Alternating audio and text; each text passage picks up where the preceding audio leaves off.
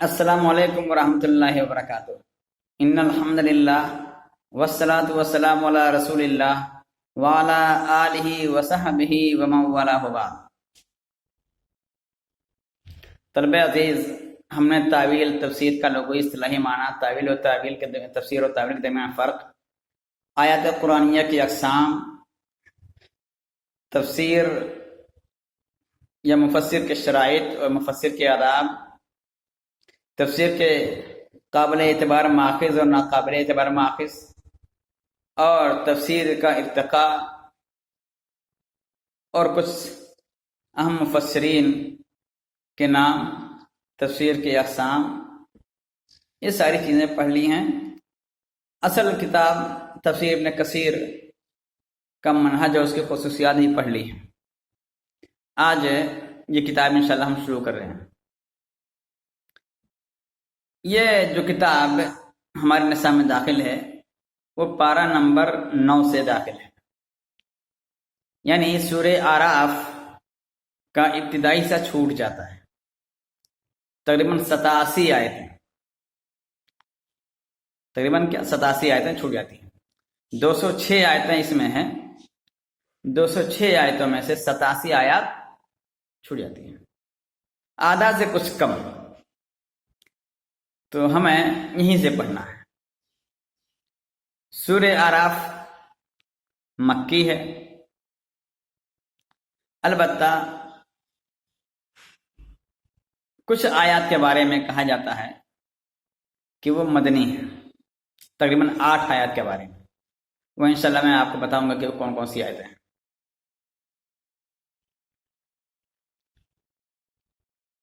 سورہ اعراف کے شروع میں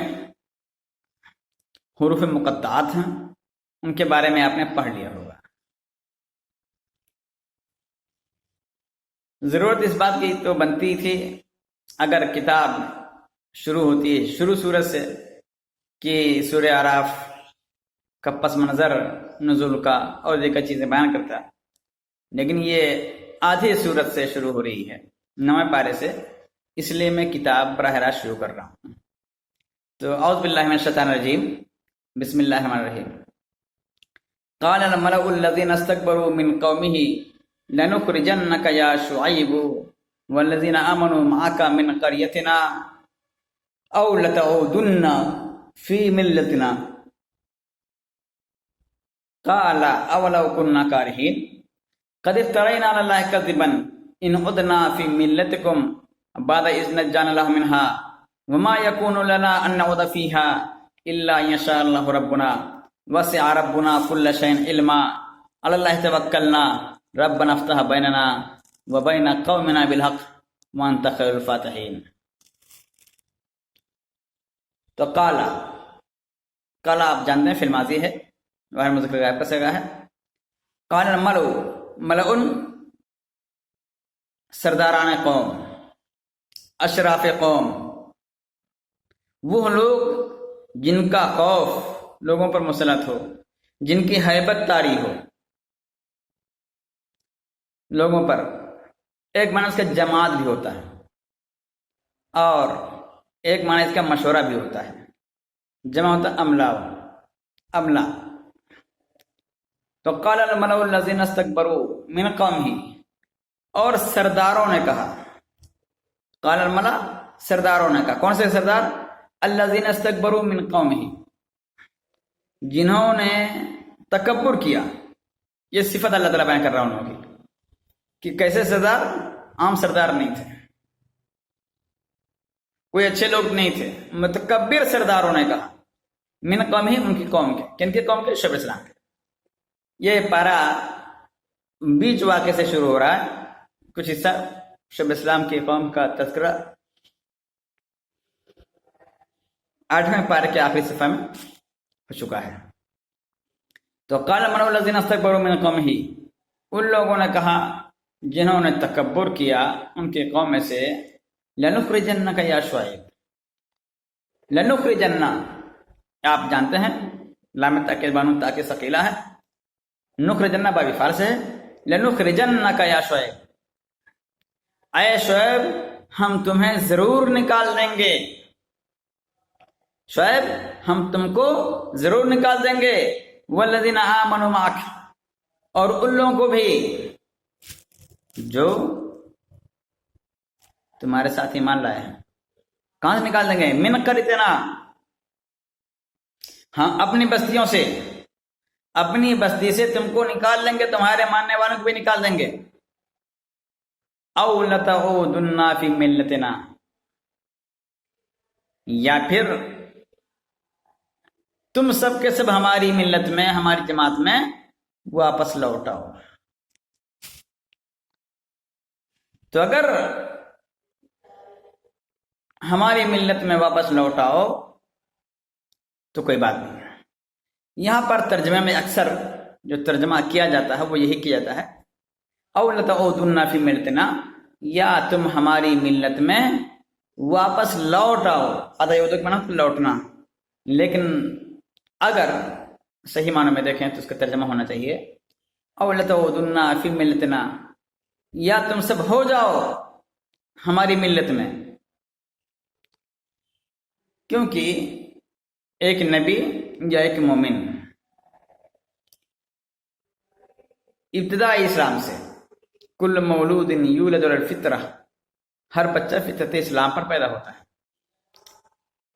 تو دیگر لوگوں کے بارے میں تو شبہ ہو سکتا ہے کہ وہ کافر رہے ہوں بیچ میں، لیکن ایک نبی کے بارے میں کہ لوٹ آئے گا۔ لوٹنا کب ہوتا ہے؟ جب ایک انسان کسی جگہ تھا، چلا جائے، پھر وہاں سے لوٹے واپس۔ ایک نبی کفر میں کبھی تھا ہی نہیں، کیونکہ ہر بچہ فطرت اسلام پر پیدا ہوتا ہے۔ ان کے ماننے والے ممکن ہے کہ پیدائش کے بعد کفر کی راہ پہ لگے رہے ہوں اور شعیب اسلام کی دعوت پر دوبارہ ایمان کی حالت میں آ گئے ہوں۔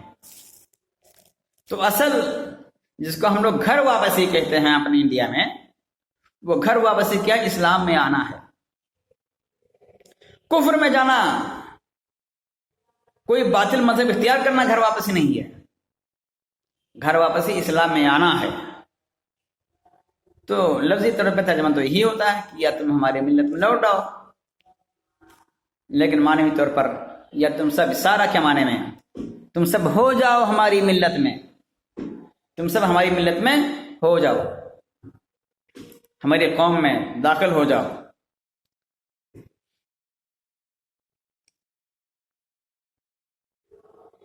قال اولو کننا کارہین، انہوں نے کہا، شعیب اسلام نے کہا، اولو کننا کارہین، کیا تب بھی جب ہم لوگ ناپسند بھی کریں، یعنی زبردستی، قد افترینا علی اللہ کذبا، تب تو یقیناً ہم اللہ تعالیٰ پر جھوٹ بولیں گے، جھوٹ کہیں گے، بہتان تراشیں گے۔ افترینا، تب تو ہم گڑھ لیں گے جھوٹ، اللہ تعالیٰ کے سلسلے میں، کذبا جھوٹے طور پر، تب تو ہم اللہ تعالیٰ پر جھوٹ تراشنے والے، جھوٹ گڑھنے والے ہو جائیں گے۔ کب؟ ان ادنا فی ملتکم، اگر ہم تمہاری ملت میں لوٹ آئے۔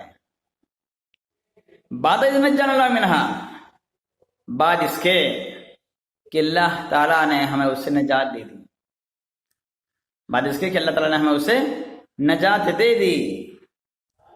تو نجات کس کو دی تھی؟ شعیب علیہ السلام کو نہیں۔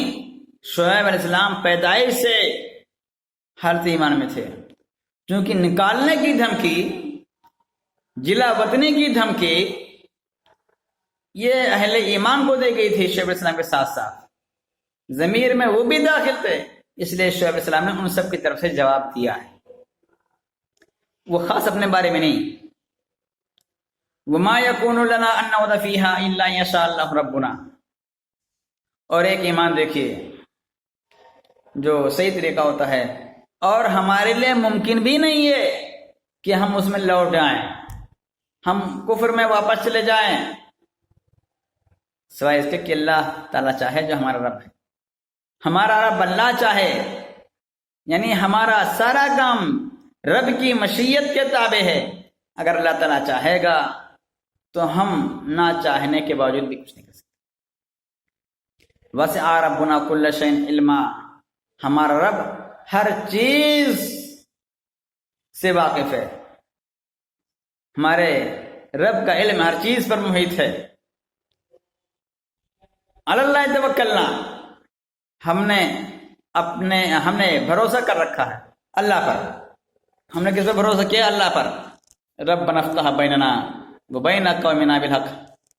یہاں پہ دیکھیے شیخ الاسلام فوراً دعا کر رہے ہیں، مصیبت میں پڑے دعا کی۔ آج ہمارا اور آپ کا وتیرہ کیا ہے؟ لاکھ مصیبتیں آ جائیں، ہم نے ہاتھ اٹھا کر دعا مانگنے کو، اجتماعی طور پر مانگنے کو بدعت کیا قرار دیا کہ اللہ تعالیٰ سے دعا کرنا ہی فراموش کر گئے۔ ظاہر سی بات ہے، کھانا کھانے سے پہلے، کھانا کھانے کے بعد بسم اللہ وغیرہ تو کر سکتے ہیں، عام مانگ والی، عام ضرورتوں والی چیزیں مانگتے نہیں، مصیبت کی دعا مانگتے نہیں، کھیلتے وقت مانگتے نہیں ہیں، چلتے پھرتے مانگتے نہیں ہیں۔ ایک وقت تھا نماز کے بعد لوگ مانگ لیا کرتے تھے اللہ تعالیٰ سے، اپنی عاجزی کا اظہار کرتے تھے مسجد میں، اور ہم نے اجتماعی طور پر ہاتھ اٹھا کر دعا مانگنے کو بدعت قرار دے کر کے اس سے بھی ہاتھ دھو لیا۔ تو شعیب علیہ السلام کا نمونہ دیکھیں، جب بھی آپ صرف ان کا نہیں، تمام انبیاء کا طریقہ ہی آپ دیکھیں گے۔ خود نبی کریم صلی اللہ علیہ وسلم بدر کے میدان میں دعا کر رہے تھے۔ تو ہمیں اور آپ پر لازم ہے کہ رب سے تعلق مضبوط رکھیں اور اللہ تعالیٰ سے دعائیں کیا کریں۔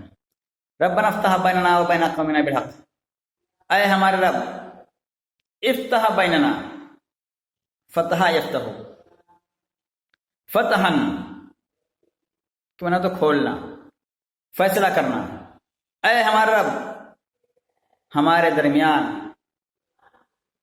فیصلہ کر دے، وبین قومنا، اور ہمارے قوم کے درمیان فیصلہ کر دے، ہمارے اور ہمارے قوم کے درمیان فیصلہ کر دے بالحق، حق کے ساتھ۔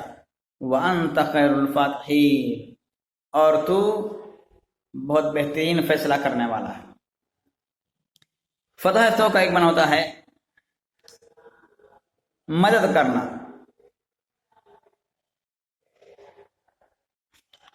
کہ اللہ تو مدد کر، کس کی؟ ہمارے اور قوم کے درمیان میری مدد فرما حق کے ساتھ، اور تو بہترین مددگار ہے۔ تو فتح تو فتحن اور فتحن دونوں مصدر آتا ہے، فتح مانے کھولنا ہوتا ہے اور فتحن مانے مدد کرنا ہوتا ہے۔ تو اللہ ہمارے اور ہماری قوم کے درمیان حق کے ساتھ فیصلہ کر دے، تو بہترین فیصلہ کرنے والا ہے۔ ان آیات میں اللہ تعالیٰ نے ایک واقعے کی طرف اشارہ کیا، نبی کریم صلی اللہ علیہ وسلم کی ڈھارس بندھاتے ہوئے، کہ اگر آپ کو لوگ ستا رہے ہیں، اگر لوگ آپ کو ستا رہے ہیں تو یہ نئی چیز نہیں ہے۔ آپ سے پہلے جو بھی نبی انبیاء مبعوث کیے گئے ہیں، چاہے شعیب علیہ السلام ہوں، ہود علیہ السلام ہوں اور دیگر انبیاء ہوں، سب کو ستایا گیا ہے، سب کو دھمکی دی گئی ہے، سب کو گھر سے نکالا گیا ہے، اور کم سے کم نکالنے کی کوشش کی گئی ہے۔ تو یہاں پر شعیب علیہ السلام کے واقعے کا تذکرہ کیا جا رہا ہے، اللہ تعالیٰ بیان کر رہا ہے۔ یخبر تعالیٰ عن تحدید الکفار لشعیب علیہ السلام، اللہ تعالیٰ کافروں کی جانب سے شعیب علیہ السلام کو دھمکی دے جانے کے بارے میں خبر دے رہا ہے، بتا رہا ہے کہ کافروں نے شعیب علیہ السلام کو دھمکی دی، اور صرف انہوں نے وَلِمَن مَّعَهُ مِنَ الْمُؤْمِنِينَ، اور آپ کے ساتھ جو مومن تھے ان کو بھی۔ تو شعیب علیہ السلام کو اور ان کے ساتھ موجود یا ان پر ایمان لانے والے اہل ایمان مومن لوگوں کو دھمکی دیے جانے کا تذکرہ اللہ تعالیٰ کر رہا ہے، خبر دے رہا ہے۔ کس کی دھمکی؟ کفار کی دھمکی۔ کس سلسلے میں؟ بالنفی، جلاوطنے کی دھمکی، نکال دینے کی دھمکی، او العودۃ الی دینہم، یا پھر ان کے دین کی طرف واپسی، جیسا کہ آج کل ہمارے ہاں ہو رہا ہے کہ گھر واپسی کرو، ورنہ NRC اور CA اور فلاں فلاں کے ذریعہ باہر کر دیجیے گا، کاغذ دکھاؤ، یہ کرو وہ کرو۔ بالنفی، جلا وطنے کی دھمکی، اب العودۃ الی دینہم، یا ان کے دین جانب واپس جانے کی۔ وقول تعالیٰ، اور اللہ تعالیٰ کا قول، اولو کننا کارہین، کہ کیا اگرچہ ہم لوگ ناپسند کریں، اے قال شعیب، یعنی شعیب علیہ السلام نے کہا ولو کننا کارہین، اگر ہم ناپسند کریں تب بھی ما تدعونا الیہ، جس کی جانب تم ہمیں دعوت دیتے ہو، اس کی ناپسند کرنا تبھی ایسے کرو گے. فَإِذَا عُدْنَا فِي إِلَىٰ دِينِكُمْ، اگر ناپسندیدگی کے باوجود بھی اگر ہم تمہارے دین میں لوٹ آئے، پلٹ آئے، تمہارے دین پر ہو گئے، قَدْ افْتَرَيْنَا عَلَى اللَّهِ كَذِبًا، تو ہم تو اللہ تعالیٰ پر جھوٹ بولنے والے ہو جائیں گے. اللہ تعالیٰ پر جھوٹ کیا ہے؟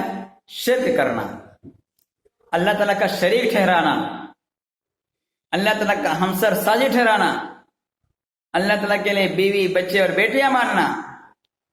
اللہ تعالیٰ ان ساری چیزوں سے بے نیاز ہے، ان ساری چیزوں سے بالا و برتر ہے. تو اگر ہم کسی بھی چیز کو اللہ تعالیٰ کا شریک ٹھہراتے ہیں، کسی بھی ذات کو اللہ تعالیٰ کا ہمسر قرار دیتے ہیں، کسی بھی معبود کو اللہ تعالیٰ کے برابر قرار دے کر کے اس سے حاجتیں، اس سے مرادیں مانگتے ہیں، اس کو مشکل کشا اور حاجت روا سمجھتے ہیں اللہ تعالیٰ کو چھوڑ کر کے، تو یہ اللہ تعالیٰ پر بہتان تراشی ہو گئی. یہ تو جھوٹ ہے، کیونکہ اللہ تعالیٰ کے برابر کوئی نہیں. اللہ تعالیٰ بھی بچوں سے پاک ہے، اللہ تعالیٰ کا کوئی ہمسر نہیں، اللہ تعالیٰ محتاج نہیں، اور اللہ تعالیٰ کے کاموں میں اس کا کوئی شریک نہیں. اگر ہم یہ کہتے ہیں کہ اللہ تعالیٰ آرام کر رہا ہے نعوذ باللہ اور دوسرے لوگوں کو دے دیا، ذمہ داری سونپ دیا ہے، تو جھوٹ ہے. اگر ہم یہ کہتے ہیں کہ اللہ تعالیٰ نعوذ باللہ کچھ نہیں کر رہا، دوسرے لوگ پورے کائنات کے نظام سنبھالے ہوئے ہیں جیسے کہ بعض لوگوں کا عقیدہ ہے، تو یہ جھوٹ ہے. اللہ تعالیٰ کی اجازت کے بغیر کوئی پتہ نہیں ملتا، اللہ تعالیٰ کی اجازت کے بغیر ہوائیں نہیں چلتی. تو قَدْ افْتَرَيْنَا عَلَى اللَّهِ كَذِبًا، تو ہم اللہ تعالیٰ پر جھوٹ بولنے والے ہو جائیں گے اگر ہم تمہاری ملت میں لوٹ آئے، اگر تمہاری ملت پر ہو گئے. بات نجانا اللہ منہا، بعد اس کے کہ اللہ رب العالمین نے ہمیں اسے نجات دے دی ہے. اے من الشرک، یعنی شرک سے اللہ رب العالمین نے ہمیں نجات دے دی ہے. تو اگر ہم شرک کریں گے، مشرک بن جائیں گے، تو اللہ تعالیٰ پر جھوٹ بننے والے ہو جائیں گے. وَهَذَا تَنْفِيرٌ عَنِ اتِّبَاعِهِمْ، اور یہ نفرت کے اظہار ہے ان کی اتباع سے. وَمَا يَكُونُ لَنَا أَن نَعُودَ فِيهَا، اور ہمارے لیے جائز ہی نہیں ہے کہ اس میں لوٹیں، ممکن ہی نہیں ہے کہ ہم لوٹیں اس میں، إِلَّا يَشَاءَ اللَّهُ رَبُّنَا، اللہ کہ ہمارا رب چاہے. وَهَذَا رَدٌّ إِلَى اللَّهِ مُسْتَقِيمٌ، اور یہ لوٹانا اس سیدھے سیدھے اللہ تعالیٰ کی طرف ہے. وَهَذَا رَدٌّ مُسْتَقِيمٌ إِلَى اللَّهِ، اور یہ اللہ تعالیٰ کی طرف سیدھے پلٹنا ہے. فَإِنَّهُ يَعْلَمُ كُلَّ شَيْءٍ، کیونکہ وہ ہر چیز کو جانتا ہے. وَإِلَيْهِ يَعُودُ الْمُرَادُ وَالْمَشِيَّةُ، اور اسی کی جانب مراد لوٹتی ہے، مشیت لوٹتی ہے. یعنی ارادہ اللہ تعالیٰ کا ہوتا ہے، مشیت اللہ تعالیٰ کی ہوتی ہے، چاہت اللہ تعالیٰ کی ہوتی ہے. اللہ تعالیٰ کے ارادے، اللہ تعالیٰ کی مشیت کے بغیر کوئی کام نہیں ہوتا. ٹھیک. اللہ توکلنا، ہم اللہ تعالیٰ پر بھروسہ رکھتے ہیں. اے فی امورنا، یعنی اپنے تمام معاملات میں، ما ناتی منہا و ما نظر، جو ہم کرتے ہیں اور جس کو ہم چھوڑتے ہیں. جو ہم کر رہے ہیں اس میں بھی اللہ تعالیٰ پر بھروسہ ہے، جو چھوڑ رہے ہیں اس پہ بھی اللہ تعالیٰ پر بھروسہ ہے. ربنا افتح بیننا و بین قومنا بالحق، اے ہمارے رب تو ہمارے اور ہمارے قوم کے درمیان حق کے ساتھ فیصلہ کر دے. اے انصرنا علیہم، یعنی تو ان کے خلاف ہماری مدد فرما. وانت خیر الفاتحین، اور تو بہترین مدد کرنے والا ہے، بہترین فیصلہ کرنے والا ہے، بالعدل، انصاف کے ساتھ. فتنصرنا علی اعدائک و اعدائنا، تو ہماری مدد فرما اپنے دشمنوں پر، ہمارے دشمنوں پر، جو تیرے دشمن ہیں، تیرے دین کے دشمن ہیں، تیری الوہیت، تیری ربوبیت کے دشمن ہیں، تجھ کو رب نہیں مانتے، تجھ کو معبود نہیں مانتے. فإنک العادل الذی لا یجور عبدا، تو انصاف پسند ہے جو کبھی ظلم نہیں کرتا. اس میں ایک لفظ ہے مراد اور مشیت. مراد یعنی ارادہ، اور مشیت چاہت، ارادہ کرنا، چاہنا. آپ لوگ عقیدہ کے باب میں آپ نے پڑھا ہوگا اور پڑھیں گے بھی. ارادہ یا مشیت کی دو قسمیں ہیں، ارادہ کونیہ یا مشیہ کونیہ، اور ارادہ شرعیہ یعنی مشیہ شرعیہ. یعنی وہ ارادہ وہ ارادہ جس کا تعلق کائنات کے انتظام سے ہے، اس میں اللہ تعالیٰ کی مرضی کے بغیر کچھ بھی نہیں ہوتا۔ اللہ تعالیٰ چاہتا ہے تو انسان بیمار ہوتا ہے، اللہ تعالیٰ چاہتا ہے تو شفا ملتی ہے، اللہ تعالیٰ جتنا چاہتا ہے زندگی دیتا ہے، جب چاہتا ہے موت دیتا ہے، اللہ تعالیٰ جب چاہتا ہے بارش ہوتی ہے، جب چاہتا ہے کل سالی ہوتی ہے۔ اور مشیہ یا ارادہ شرعیہ سے مراد رب العالمین کی رضا کس میں ہے، اللہ تعالیٰ کی خوشنودی کس میں ہے۔ تو شرعی طور پر اللہ تعالیٰ کی چاہت، اللہ تعالیٰ کی رضامندی، اس میں انسان جیسا چاہتا ہے اللہ تعالیٰ اس کو ڈھیل دیتا ہے، ٹھیک ہے۔ اگر انسان گمراہ ہونا چاہے تو اللہ تعالیٰ گمراہی کے راستے پر لگا دیتا ہے۔ اللہ تعالیٰ نے شرعی معاملات میں انسان کو اختیار دے رکھا، وہاں پہ جبر نہیں ہے۔ کونی معاملات میں تو اختیار نہیں ہے، بیماری شفا ہمارے اختیار میں نہیں ہے، بارش اور کا سالی خوش سالی ہمارے اختیار میں نہیں ہے، زندگی موت ہمارے اختیار میں نہیں ہے، حکومت و سلطنت ہمارے اختیار میں نہیں ہے، لیکن شرعی معاملات ہمارے اختیار میں ہیں۔ اگر ہم چاہیں تو نیک رہیں، ہم چاہیں تو بد بن جائیں، ہم چاہیں تو تقوی اختیار کریں، ہم چاہیں تو فسق و فجور اختیار کریں، اپنائیں۔ اللہ تعالیٰ نے شرعی معاملات میں، دینی معاملات میں اختیار دے رکھا ہے انسان کو۔ اس میں بھی انسان اللہ تعالیٰ کی مشیت کا محتاج ہوتا ہے، لیکن دوسرے لحاظ سے، یعنی جب بندہ گمراہ ہونا چاہے گا تو اللہ تعالیٰ گمراہی کی توفیق دے گا، پھر اپنا جو حفاظت سارا ہٹا لیتا ہے۔ اور اگر بندہ تقوی کے راستہ اختیار کرتا ہے تو اللہ تعالیٰ تقوی کے راستے پر اس کو چلنے کی توفیق دیتا ہے، فرشتوں کو لگا دیتا ہے، فرشتہ ہر ایک کے ساتھ لگا رہتا ہے، کافر کے ساتھ بھی، مومن کے ساتھ بھی، جیسا کہ آپ نے پڑھا ہوگا۔ لیکن جو انسان گمراہی کے راستے پر، چوری ڈکیتی کے راستے پر، شراب اور سود کے راستے پر چلنا چاہتا ہے تو فرشتہ جس کو روکنے والا ہوتا ہے، جو اس کو تنبیہ کرنے والا ہوتا ہے، وہ اپنی پیٹھ پھیر لیتا ہے، اس کو کرنے دیتا ہے۔ اور جو انسان دین کے راستے پر چلنا چاہتا ہے تو جب کبھی اس کے دل میں برائی کا خیال آتا ہے تو فرشتہ اس کو روکتا ہے پہلی فرصت میں۔ اگر پھر بھی یعنی اس کے اندر سے آواز آتی ہے، اس کا ضمیر اس کو ملامت کرتا ہے، اللہ تعالیٰ نے جو ہے حفاظتی حصار بنا رکھا کہ شیطان گمراہ نہ کرے، تو اس کی طرح اس کو یہ فرشتہ روکتا ہے۔ پھر بھی اگر وہ کرنا چاہتا ہے تو اللہ تعالیٰ اس کو ڈھیل دیتا ہے، جاؤ۔ تو اللہ تعالیٰ نے وہاں پر اپنا اختیار نہیں چلاتا۔ اسی کو اللہ تعالیٰ نے کہا ہے اِنَّا هَدَيْنَاهُ السَّبِيلَ إِمَّا شَاكِرًا وَإِمَّا كَفُورًا، کہ ہم نے اس کو راستہ دکھا دیا ہے، چاہے ہدایت کا راستہ اختیار کرے، چاہے کفر کا راستہ اختیار کرے۔ اسی کو حاشیے میں انہوں نے لکھا ہے کہ حاشیے والے نے لیکن لا يمكن ان يذل الله قوما بعد إذ هداهم الا يستحبهم الضلال على الهدى، کہ اللہ تعالیٰ یہ ممکن نہیں ہے کہ اللہ تعالیٰ ہدایت دینے کے بعد کسی کو گمراہ کر دے، نہیں کرتا اللہ تعالیٰ گمراہ، بلکہ ہدایت کا راستہ مزید کھولتا ہے۔ لیکن اگر وہ گمراہی ہی کو اختیار کرنا چاہیں، پسند کریں، ہدایت پر ترجیح دے دیں، تو اللہ تعالیٰ اس کو بھی منع نہیں کرتا۔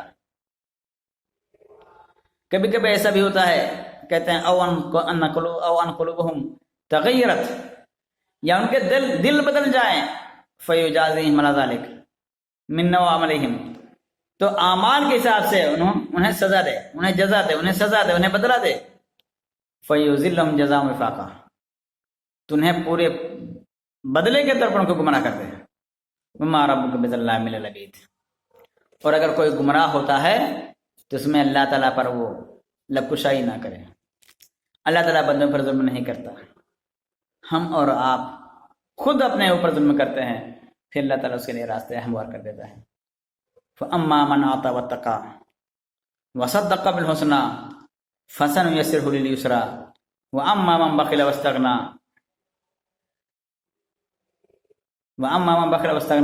وَكَذَّبَ بِالْحُسْنَىٰ فَسَنُيَسِّرُهُ لِلْعُسْرَىٰ، تو جیسا انسان چاہتا ہے اللہ تعالیٰ اسے میسر کر دیتا ہے۔ تو آج کے دن میں سنا ہی، باقی آیت انشاءاللہ ہم اگلے درس میں پڑھیں گے۔ واخر دعوانا الحمد للہ رب العالمین. السلام علیکم ورحمۃ اللہ وبرکاتہ.